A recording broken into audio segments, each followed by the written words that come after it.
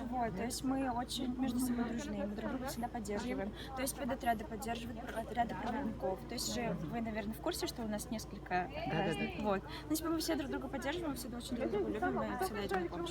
Ага, это очень здорово. Вот расскажите, пожалуйста, про этот флешмоб, что это за мероприятие такое и какие у этого флешмоба цели?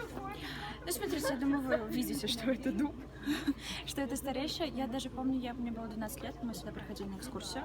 И, как вы знаете, как все чуваши должны знать, что у нас проходит конкурс на лучшее дерево вообще России.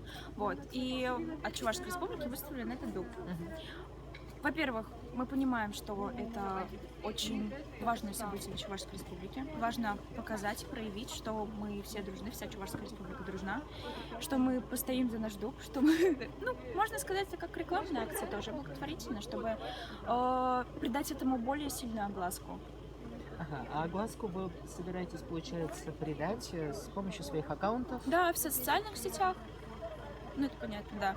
Также, допустим, я в школе работаю, мы и в школе это выложим на сайте школы, что вот, уже и так все знают, что голосовать. Но хотелось бы, чтобы абсолютно каждый человек в нашей республике знал, что идет голосование, и чтобы отдал свой голос за нашу республику, за наш дуб.